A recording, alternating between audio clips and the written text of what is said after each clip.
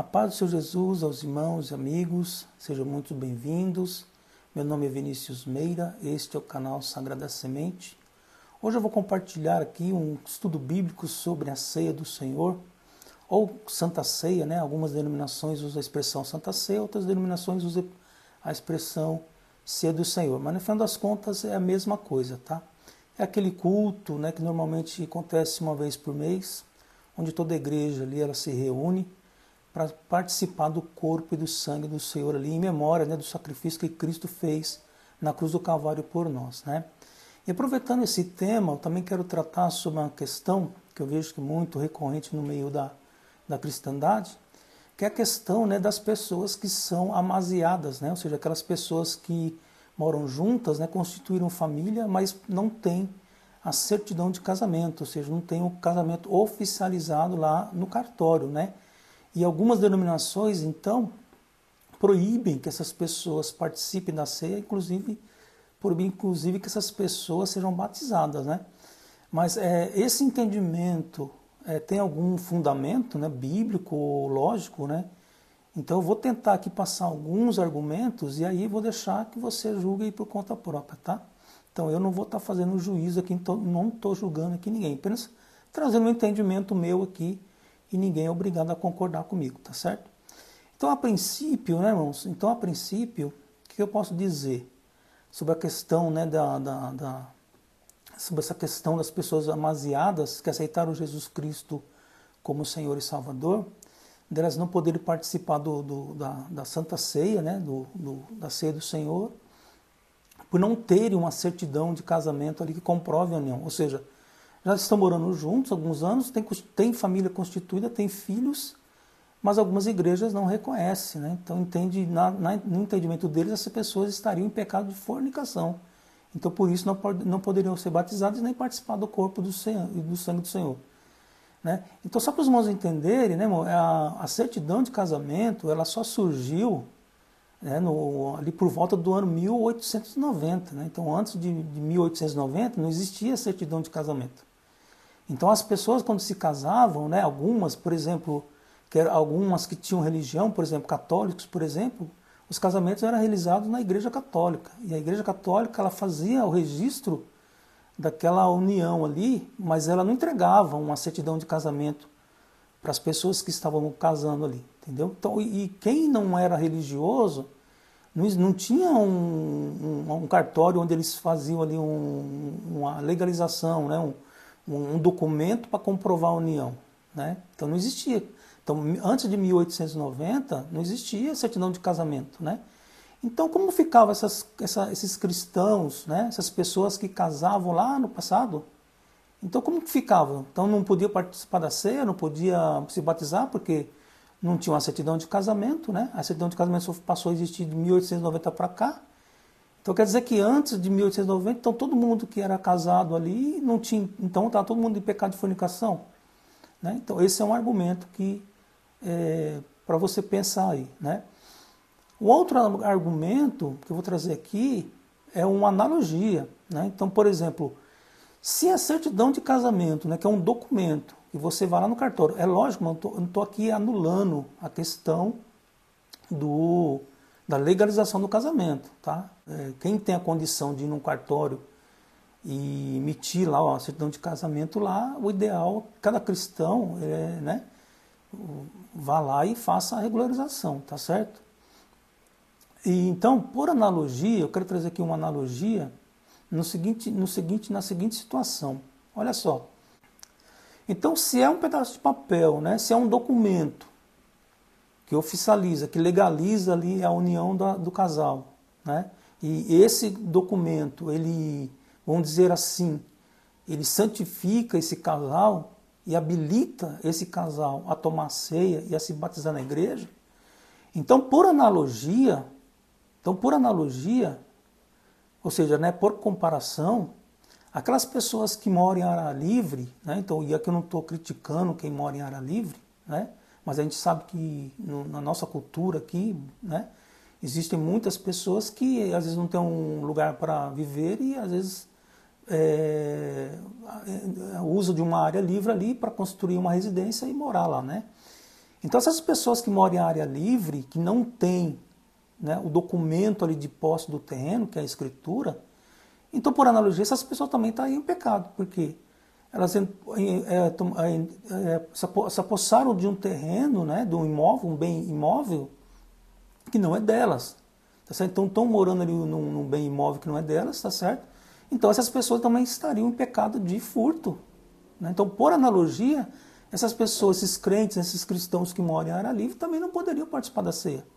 Porque assim como o casal lá, que não tem a certidão de casamento, que legaliza o casamento, quem mora em área livre também, que também não tem um documento que legaliza a posse do terreno, também estaria em pecado de furto. Né? Porque se o casal que mora junto, né, não tem uma certidão de casamento, estaria em pecado de fornicação, então quem mora em área livre também estaria em pecado de furto, porque furto também é pecado.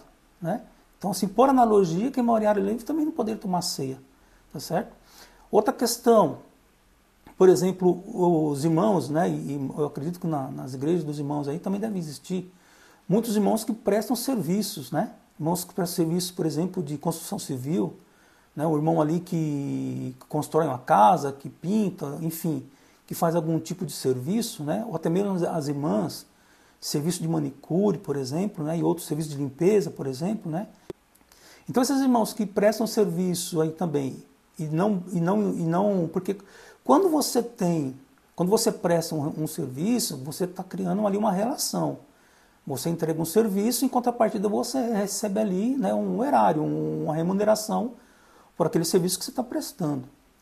Então, se uma pessoa presta um serviço, um cristão, né, um servo de Deus, prestou um serviço para alguém e não emitiu uma nota fiscal, né, dessa relação de serviço, né, então essa pessoa também está em pecado, né, porque prestou um serviço, mas não entregou a nota fiscal do serviço, ou seja, deixou de recolher os impostos ali relativo à relação de serviço ali.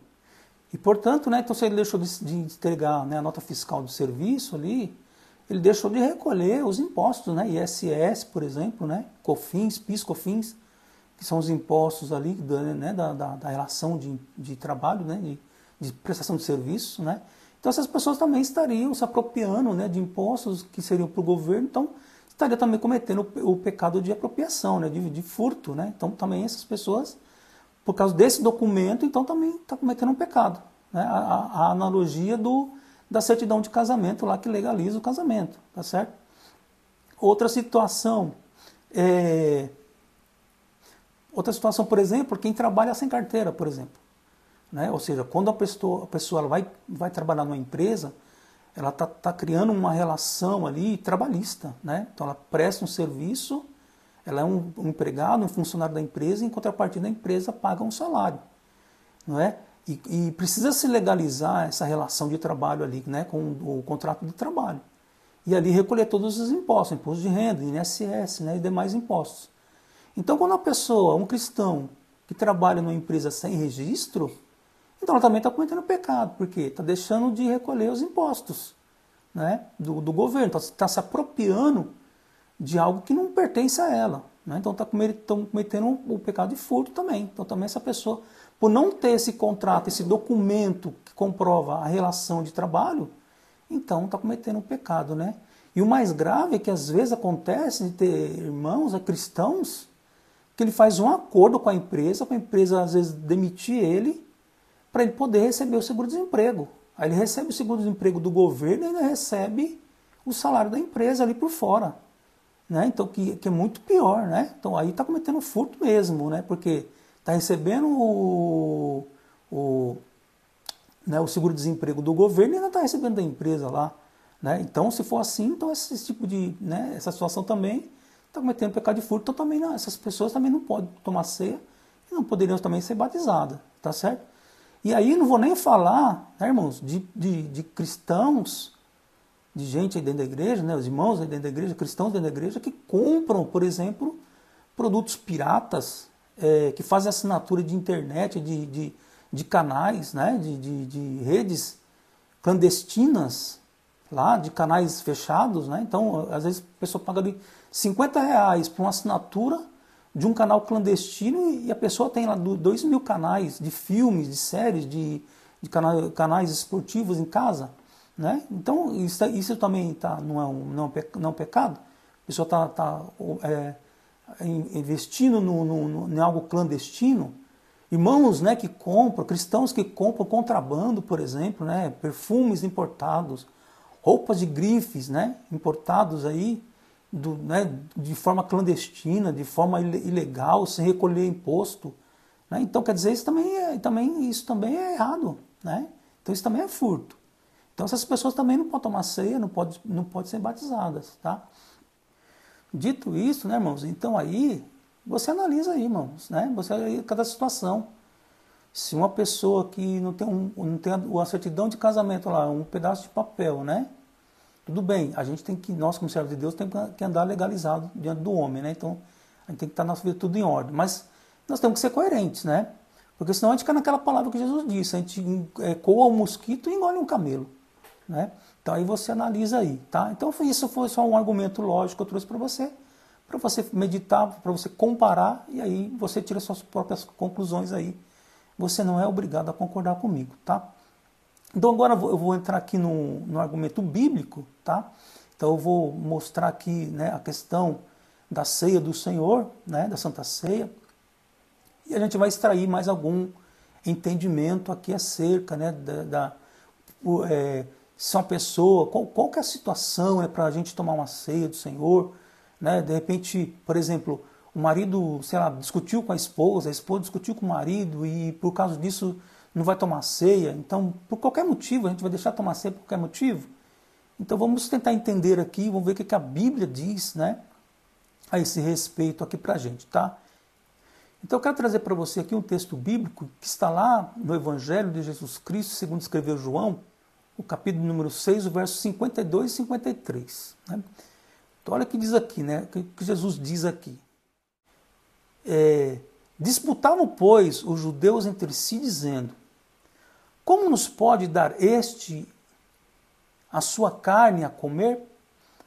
Jesus, pois, lhes disse: na verdade vos digo que, se não comerdes a carne do Filho do Homem e não beberdes o seu sangue, não tereis vida em vós mesmos. Né? João capítulo 6, versos 52 e 53. Né? Então, olha só, irmãos, quando Jesus ele começa o ministério, ele tentou, né, demonstrar alguns sinais de que ele era o Cristo. Né? Então, quando ele começa o ministério, ele tenta mostrar para os judeus da época ali que ele era o Cristo prometido, ou seja, que tudo aquilo que estava profetizado a respeito da vinda do Cristo, do Messias, não é? Iria se cumprir na pessoa de Cristo, né? Então, alguns sinais Jesus ele tenta demonstrar para que aquela geração percebesse que Jesus era o Cristo, né? Infelizmente, eles falharam nisso, né? Porque até o dia de hoje eles não reconhecem Jesus Cristo como o Messias, né? Então, e aqui, nessa situação, Jesus está tentando demonstrar um sinal profético de que Jesus é o Cristo profetizado lá no Antigo Testamento, né? Mas os judeus, eles não vão perceber, eles não vão conseguir ter esse discernimento, tá certo? Hoje nós temos esse discernimento, por quê? Porque nós temos o Novo Testamento, e o Novo Testamento ele nos traz essa revelação, né? Então, só para exemplificar aqui, por exemplo, um sinal profético, né, um outro sinal profético, né, que Jesus cumpriu para demonstrar que ele era o Cristo, que ele era o prometido, que Deus havia prometido lá no Éden, né, que da semente da mulher levantaria-se um que esmagaria a cabeça da serpente. Né? Então, um sinal profético que a gente pode perceber, eu vou demonstrar aqui para os irmãos, está aqui ó, em Mateus capítulo 3, Mateus 3, do verso 13 ao 16. Né? Então, só para os irmãos entender o que é um sinal profético. Então, aqui em Mateus 3, do 13 ao 16, diz assim: então veio Jesus da Galiléia ter com João junto do Jordão para ser batizado por ele. 14. Mas João opunha-se-lhe, dizendo: eu careço de ser batizado por ti e vens tu a mim? Jesus, porém, respondeu e disse-lhe: deixa por agora, porque assim nos convém cumprir toda a justiça. Então ele o permitiu. E o 16 diz: e sendo Jesus batizado, saiu logo da água, e eis que se lhe abriram os céus, e viu o Espírito de Deus descendo como pomba e vindo sobre ele. Né? Mateus capítulo 3, verso 13 ao 16. Né? Então aqui, essa situação aqui é um sinal profético. Tá? Por quê? Porque o batismo era para perdão do pecado, para remissão do pecado aqui, né? Então, como Jesus não tinha pecado, por que ele foi se batizar? Né? Mas ele foi se batizar ali nas águas, né? Para demonstrar um sinal profético lá no Antigo Testamento, para que aquela geração percebesse que Jesus Cristo era o enviado, né? O Messias prometido por Deus lá desde o Éden, como eu falei. Então, qual é o sinal profético que está acontecendo aqui? Né? Esse sinal profético que está acontecendo aqui é o sinal profético de Moisés. Né? Lá em Deuteronômio 18, 15, olha o que Moisés vai dizer lá. Né? Deuteronômio 18, verso 15. Diz assim: o Senhor teu Deus te levantará um profeta do meio de ti, de teus irmãos, como eu, a ele ouvireis. Né? Então, ou seja, Moisés está dizendo que Deus vai levantar um profeta do meio da geração futura ali do povo hebreu, né, do povo judeu, né, e que ele está dizendo que esse é para quem o povo deve dar ouvidos. Né? E qual é o sinal profético, então, que está acontecendo aqui? Né? Então, o que Moisés está querendo dizer? Que Deus vai levantar, né, um profeta como ele, né, no meio da geração lá futura do povo judeu, do povo de Israel. Né? Eu quero ler com você aqui Êxodo capítulo 2, o verso 10. O que diz lá no Êxodo capítulo 2, verso 10? Eu vou ler e já explico. Êxodo capítulo 2, verso 10 diz assim: ó, e quando o menino já era grande, ela o trouxe à filha de Faraó, a qual o adotou, e chamou-lhe Moisés e disse: porque das águas o tenho tirado. Né? Ou seja, essa aqui é a história do nascimento de Moisés. Lá quando o povo hebreu, né, no princípio eles chamavam o povo hebreu, quando eles estavam no Egito, não é? E o povo se multiplicou de tal forma que o faraó ficou preocupado com o crescimento, né, do povo hebreu ali. E o povo hebreu, então o faraó, ele chamou as parteiras que faziam os partos ali das mulheres e pediu para que elas, quando nascesse um menino, para que elas colocassem ele no rio e aí ele seguisse o seu destino, né? Ou seja, para que ele fosse parar em um outro lugar, talvez morresse no caminho, enfim. Mas para tentar evitar o crescimento do povo hebreu ali no Egito, né? Porque o faraó ficou com medo daquele povo crescer muito e se rebelar contra ele, né? Então aqui, a mãe de Moisés, quando gerou Moisés, o que ela fez? Né? Ela tentou esconder ele por um certo tempo, porém o menino ficou, depois de 3 meses, ela ficou com medo de eles descobrirem que ela estava ali guardando, né, Moisés. Então o que ela fez? Ela pegou Moisés, fez um cesto, colocou Moisés no cesto e colocou ele no rio Nilo ali, próximo ali da onde as filhas de Faraó iam se banhar, né? E a irmã de Moisés, a Miriam, ela ficou olhando o cesto de longe para ver o que ia acontecer, né? E aconteceu que o cesto foi parar justamente na mão ali, né, de uma das filhas de Faraó. E é esse versículo que nós lemos aqui, né, o verso 2, o capítulo 2, verso 10 de Êxodo aqui, a filha de Faraó, então, adotou a Moisés. E aí ela deu um nome para Moisés, né, de Moisés, esse nome Moisés significa tirado das águas. Né? Então, tirado das águas. Então, Moisés ele foi tirado das águas. Então, perceba, o sinal profético aqui, Jesus, quando ele foi se batizar, olha o que diz o versículo 16 lá. Volta em Mateus capítulo 3, 16. O que diz lá Mateus 3, 16? Ó, diz assim: e sendo Jesus batizado, olha só, saiu logo das águas. Né? Então, ou seja, esse Jesus saindo das águas, ele é um sinal profético, né? A semelhança de Moisés lá quando ele foi tirado das águas lá no rio Nilo. Né? Então aqui é um sinal profético que está se cumprindo Jesus, cumprindo a profecia de Moisés que ele disse em Deuteronômio 18, 15. Que Deus levantaria um profeta no meio do povo, né? E aí ele era para dar ouvido. Então era um sinal profético ali que estava se cumprindo ali em Jesus Cristo, né? Então, irmãos, da mesma forma, em João 6, 52 e 53, que foi o texto que eu li lá, é também um sinal profético. Jesus está tentando ali mostrar para os fariseus ali, ele está tentando revelar para eles um sinal profético. para eles identificarem Jesus Cristo, não, esse sinal profético, e perceber que Jesus Cristo era o Messias que havia de vir, era o Cristo que havia de vir. Né? Então aqui a gente vai entender melhor isso aqui. E eu quero então ler com você Levítico capítulo 6, verso 24 a 26. Levítico 6, 24 ao 26, e a gente vai entender esse sinal profético aqui, tá? E tem tudo a ver com a Santa Ceia, tá? Com a Ceia do Senhor lá, a gente vai entender já já.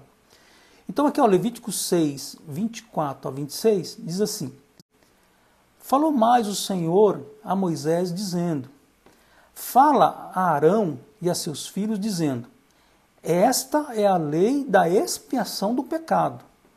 No lugar onde se degola o holocausto, se degolará a expiação do pecado perante o Senhor. Coisa santíssima é. O sacerdote que a oferecer pelo pecado a comerá. No lugar santo se comerá, no pátio da tenda da congregação. Né? Então, Levítico 6, 24 a 26. Né?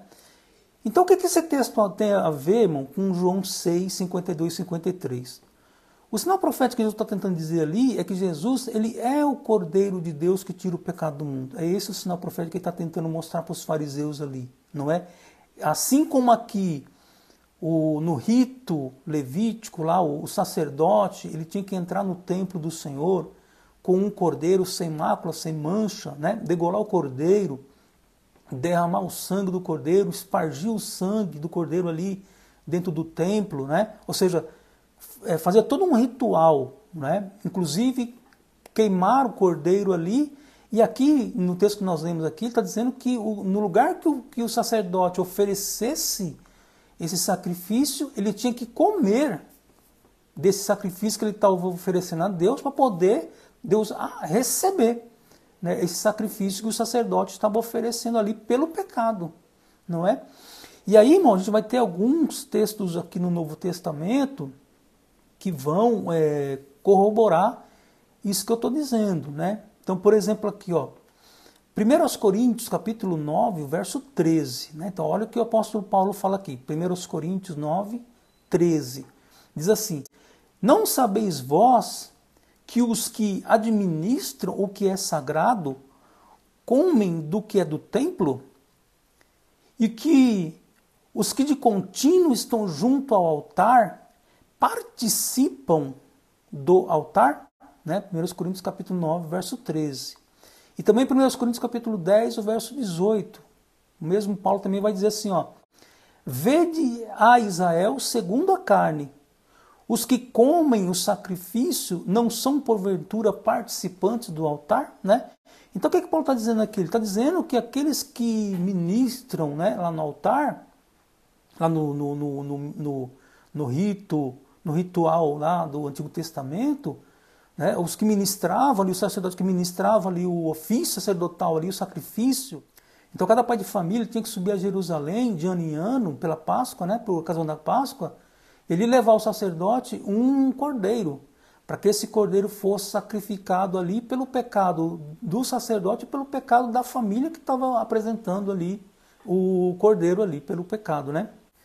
E aí eu vou te dar um exemplo aqui na Bíblia, né, no Antigo Testamento, lá em 1 Samuel, capítulo 1, do verso 4 ao 5, nós vamos ver um exemplo, né, disso que eu estou falando, né, que cada pai de família tinha que subir a Jerusalém, por ocasião da Páscoa, levar ali um cordeiro para que o sacerdote sacrificasse, né, pelo pecado dele e também pelo pecado da família, desse pai de família que apresentou ali o cordeiro para o sacerdote, né.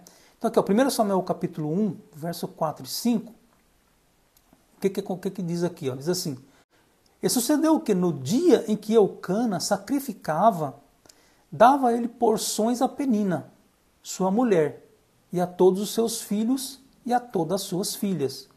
Porém a Ana dava uma parte excelente, porque amava a Ana, embora o Senhor lhe tivesse cerrado a madre. Então, nessa passagem bíblica aqui, a gente entende isso, né? Que Eucana, ele subiu a Jerusalém por ocasião da Páscoa e levou ali um cordeiro para o sacerdote sacrificar, né, pela família de Eucana, pelo sacerdote e pela família de Eucana, né? E então eles participam dessa oferta, né? Então você vê que ele diz aqui que ele dá porções a Penina e a sua mulher e todos os seus filhos, e ele dava uma parte excelente, né? Que no original diz uma parte em dobro, né? Para Ana, né? Então demonstrando isso que eu estou falando, né? Que eles tinham que participar do sacrifício que eles estavam oferecendo ali pelo pecado, né? Então, esse ritual, né, que lá do Antigo Testamento, do cordeiro ser sacrificado ali pelo pecado do sacerdote, do pai de família ali, ele é um simbolismo, né, ele é uma tipologia do sacrifício que Cristo vai fazer na cruz do Calvário, né? Então ali Deus ele vai oferecer o seu Filho em sacrifício pelo pecado da humanidade, tá certo? Então é esse o sinal profético que Jesus está tentando dizer. Jesus está tentando dizer para eles ali que Jesus é o Cordeiro de Deus que tira o pecado do mundo, né? E para que eles pudessem então ser perdoados, eles tinham que comer desse sacrifício, porque Jesus ele está sendo sacrificado pelo pecado da humanidade, não é? Então, como ele está sendo sacrificado, e a lei lá, que é uma tipologia para nós, né? Determinava que então aquele que oferecesse o sacrifício tinha que comer do sacrifício para que Deus pudesse receber então, né, o sacrifício e o pecado então fosse perdoado, não é? E aqui em Hebreus capítulo 8, 4 ao 5, ele vai nos dar um entendimento a esse respeito, né, de que aquele sacrifício lá ele era uma tipologia, né? Ou seja, uma sombra, né, uma alegoria do sacrifício que seria, né, o verdadeiro sacrifício no futuro, né, se referindo ao Cordeiro de Deus que tira o pecado do mundo, que é Jesus Cristo, né? Então aqui, ó, Hebreus capítulo 8, 4 e 5, diz aqui assim: ora, se ele estivesse na terra, nem tão pouco sacerdote seria, havendo ainda sacerdotes que oferecem dons segundo a lei, os quais servem de exemplo, né, e sombra das coisas celestiais, como Moisés divinamente foi avisado, estando já para acabar o tabernáculo, porque foi dito: olha, faze tudo conforme o modelo que no monte se te mostrou, né? Em Apocalipse capítulo 1, 6, também diz aqui assim, ó: e nos fez reis e sacerdotes para Deus seu Pai, a ele glória e poder para todos sempre, amém, né? Então olha só, nós fomos constituídos, né, reis e sacerdotes, né? Então eu sempre digo, né, que a nossa vida espiritual, nós somos sacerdotes espirituais da nossa própria vida, né? Nós somos o templo do Espírito Santo, né? Então nós como sacerdotes, né, nós temos que oferecer a Deus o quê? Nós temos que cumprir esse ritual. Só que não o ritual lá do Antigo Testamento lá, né, de levar, quando tem, por exemplo, quando tem o culto da Santa Ceia, a gente não leva lá um cordeiro para o pastor, degolar o cordeiro lá, espargir o sangue, depois queimar a carne do cordeiro ali, depois a gente comer a carne do cordeiro ali. Não é isso que acontece, ou seja, a Bíblia diz que as coisas espirituais se discernem espiritualmente, né? Então a gente tem que interpretar isso aqui espiritualmente, ou seja, qual que é, né, a tipologia, qual que é a alegoria que o Antigo Testamento está querendo nos ensinar, né? Então o que tudo isso nos dá a entender é que Jesus Cristo é o Cordeiro de Deus que tira o pecado do mundo, né? E ele já foi oferecido lá há quase 2000 anos atrás, né? Então Deus amou o mundo de tal maneira que entregou o seu Filho para todo aquele que nele crê, não pereça, mas tem a vida eterna, né? Então, ou seja, o Cordeiro que tira o nosso pecado, ele já foi ofertado lá atrás, há quase 2000 anos atrás, né? Mas como determina lá, né, o antigo ritual, que é uma sombra, né, do ritual que hoje nós temos, né, que é o sacrifício de Cristo na cruz do Calvário, então lá diz que eu tenho que participar, ou seja, eu tenho que comer do sacrifício que eu estou oferecendo para Deus lá. Assim como o sacerdote ele tinha que comer do sacrifício que estava sendo ofertado a Deus pelo pecado, da mesma forma hoje nós temos também que comer desse sacrifício que Deus está oferecendo, que é Jesus Cristo, né, o Cordeiro de Deus que tira o pecado do mundo.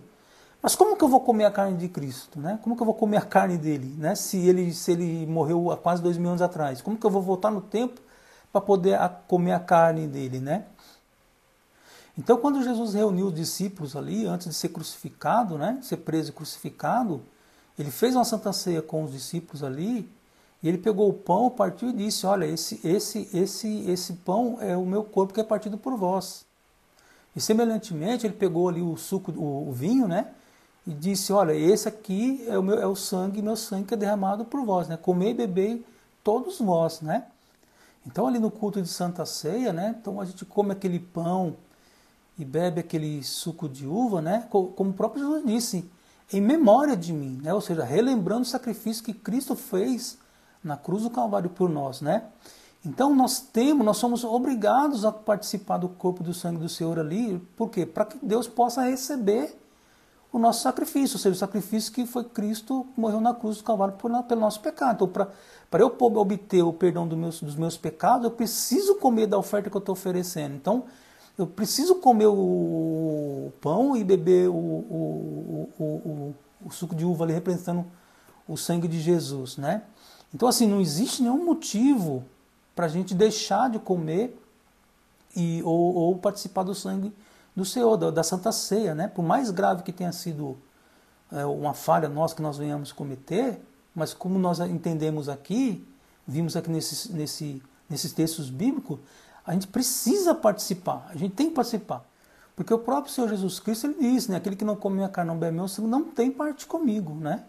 A palavra pecado, ela vem do grego, né? Hamartia, que é a junção de duas palavras, né? O a, que significa não, e martia, que é derivada de uma palavra grega chamada meris, que significa parte. Então, amartia significa não parte, né? Ou seja, então quem não come e bebe do sangue do corpo do Senhor, então não tem parte com ele. Então, quem deixa de comer é que está, né, vamos dizer assim, no pecado, né? Porque está deixando de comer o sacrifício. Quando a gente come e bebe a ceia, nós estamos comendo e bebendo por fé, né? Não estamos ali porque a Bíblia diz em Isaías que as nossas obras de justiça são para Deus um trapo de imundícia. Então quem somos nós para querer nos justificarmos diante de Deus, né? Então, irmãos, né, não há motivo para a gente deixar de tomar a Santa Ceia. O erro, se um erro foi grave, né, se a pessoa cometeu um erro grave, ela toma a ceia normalmente, porém, né, irmãos, aquele erro grave que ela cometeu, uma hora Deus vai chamar ela para prestar conta, para acertar as contas, né? Como diz lá no capítulo 12 de Hebreus, né? Se nós estamos sem disciplina, nós não somos filhos, somos bastardos, né? Porque qual é o filho que o pai não corrige, né? Então, a correção, ela vai vir no tempo oportuno. E aí a gente aceita a correção de Deus com humildade e segue a vida, né? Em Hebreus, no próprio texto bíblico que nós lemos lá no culto de Santa Ceia, lá no capítulo 11 de Coríntios, capítulo 11, 32, 33 ali, diz, né, se nós julgássemos a nós mesmos, não seríamos julgados. Ele diz assim, mas quando nós somos julgados, nós somos repreendidos pelo Senhor para não sermos condenados com o mundo, né? Então, a falha ou erro que a gente cometeu, se Deus, que é o justo juiz, identificar que aquele erro é passivo de juízo, né? O que é o juízo? É o castigo pelo erro cometido. Então, no tempo oportuno, Deus vai aplicar essa correção em nós e a gente aceita essa correção com humildade e a nossa vida espiritual segue em frente, não é? Mas a gente não pode deixar de participar do corpo do sangue do Senhor, como nós entendemos aqui, né? Quando nós vamos participar da ceia do Senhor ali, como nós mostramos aqui, a gente não leva um cordeiro lá para ser sacrificado, né? Porque o cordeiro já foi sacrificado, que foi Cristo na cruz do Calvário. Então agora, e aí a gente precisa então participar do corpo e do sangue do Senhor, como determina lá, né, quando nós lemos lá em Levítico, capítulo 6, 24 e 26. E nós vemos Paulo aqui dizendo também no Novo Testamento, que nós temos que participar daquilo que está sendo sacrificado lá, para a gente poder receber o perdão do nosso pecado, né? Quem que toma remédio? Quem está são ou quem está doente, né? Quem está doente, né? Então, da mesma forma que o cristão ele não pode deixar tomar ceia por qualquer que seja o motivo, né? Então toma ceia e segue em frente a vida. Lógico, sempre procurando ter uma vida cristã íntegra, né? Mas a gente está sujeito a cometer uma falha, tá certo? Agora, não é porque você cometeu uma falha que você vai fazer como Judas lá, que correu e se enforcou, né? O que acontece muitas vezes, né, que o diabo usa, né, essa falha para trabalhar na mente da pessoa ali, acusar a pessoa e a pessoa ela vai e se mata espiritualmente, ela mesmo se mata, porque o diabo não tem poder de tirar ninguém da igreja, né? Mas ele oprime as pessoas, ele trabalha na mente, acusa, aí a própria pessoa se mata espiritualmente, né? Como o Judas fez lá, né? Amém, irmãos? E aí, né, irmãos, eu volto lá no início, né? Na questão lá dos casais cristãos amaziados, né, que não pode tomar ceia, né? Então, por esse estudo bíblico aqui, eles podem tomar ceia sim ou não, né? A gente viu aqui que quando a gente oferece o sacrifício, a gente é obrigado a comer do sacrifício que a gente está oferecendo para poder receber o perdão do pecado, né? Então, aí você decide aí, né? Então, o que você acha? Você acha que os cristãos que são amaziados, que não têm uma certidão de casamento, não podem tomar ceia? Né? Então, aí eu espero que esse estudo bíblico ajude você a compreender melhor essa questão aí, amém? Então, eu espero que esse estudo bíblico aqui seja esclarecedor para você, seja edificante para a tua vida espiritual aí, para que você possa tomar a ceia do Senhor sem medo, crendo, né, no amor e na graça de Deus, tá? E você não perca a sua salvação, se desvie do caminho, mas prossiga a sua caminhada espiritual aí, até aquele grande dia que nós encontrarmos com o Senhor. Se você gostou, né, desse estudo bíblico, eu peço, né, que você dê um like no vídeo aí, que você se inscreva no canal se não é inscrito, você nos ajude, né, no crescimento desse canal para que esses estudos bíblicos possam alcançar outros irmãos e a Igreja de Cristo seja edificada. Assim eu finalizo por aqui deixando a todos a paz do Senhor Jesus Cristo e até o próximo vídeo.